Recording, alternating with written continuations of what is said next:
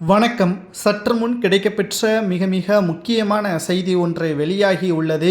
2026 சட்டமன்ற தேர்தலில் திராவிட முன்னேற்றக் கழகம் ஆட்சியை இழக்கும்.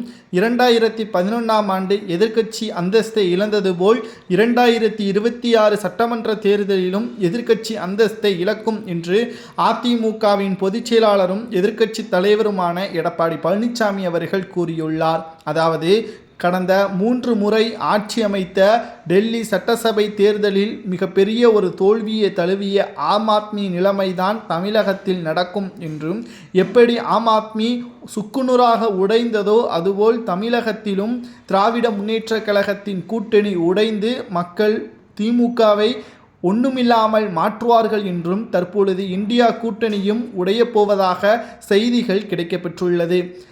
டெல்லியை பொறுத்தளவிற்கு ஆம் ஆத்மியின் தோல்விக்கு முக்கிய காரணம் காங்கிரஸ் தான். மேலும் காங்கிரசும் ஆம் ஆத்மியும் கூட்டணி வைத்திருந்தால் இந்த முறையும் ஆம் ஆத்மியே ஆட்சியை கைப்பற்றியிருக்கும். ஆனால் ஒட்டுமொத்தமாக அங்கு காங்கிரஸ் ஆம் ஆத்மியை வீழ்த்த வேண்டும் என்பதற்காகவே ஒட்டுமொத்த பிரச்சாரம் செய்ததன் காரணமாகத்தான் டெல்லியில் ஆம் ஆத்மி தற்பொழுது எதிர்க்கட்சியாகவும் காங்கிரஸ் டெபாசிட்டை இழந்து 0 தொகுதிகளில் கூட வெற்றியடையாமல் 0 தொகுதியாகவும் தற்பொழுது இருக்கிறது. இதே நிலைமைதான் தமிழகத்திலும் தற்பொழுது 2021 சட்டமன்ற தேர்தலில் 565 வாக்குறுதிகளை கொடுத்த திமுகவினர்கள் தற்பொழுது 15% தான் நிறைவேற்றியிருக்கிறார்கள். மீதம் எப்பொழுது நிறைவேற்றுவார்கள்? குறிப்பாக ஒட்டுமொத்தமாக மாதம் மின்சார கட்டணம் வசூலிக்கப்படும் என்று கூறி, ஆனால் தற்பொழுது வரை நடைமுறைப்படுத்தவில்லை. அனைத்து குடும்ப தலைவிகளுக்கும் 1000 ரூபாய் என்று கூறினார்கள். ஆனால் இப்பொழுதும் அது நடைமுறைப்படுத்தப்படவில்லை. மேலும் தேர்ந்தெடுக்கப்பட்ட குடும்ப தலைவிகளுக்கு தான் செல்கிறது, முழுமையாகவும் அது செல்லவில்லை. பல புகார்களும் தொடர்ச்சியாக வந்து கொண்டிருக்கிறது.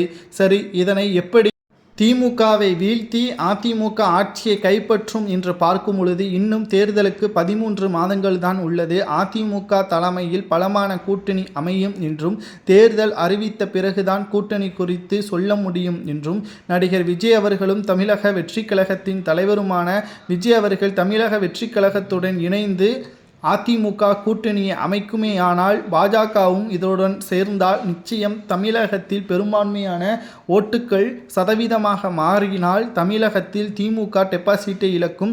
234 தொகுதிகளில் 170 தொகுதிகளுக்கு மேலாக அதிமுகவின் கூட்டணியே வெற்றி பெற்றால் நிச்சயம் எதிர்க்கட்சி அந்தஸ்தை கூட திமுகவால் இழக்க நேரிடும் என்ற தகவல் தான் தற்பொழுது வெளியாகியுள்ளது.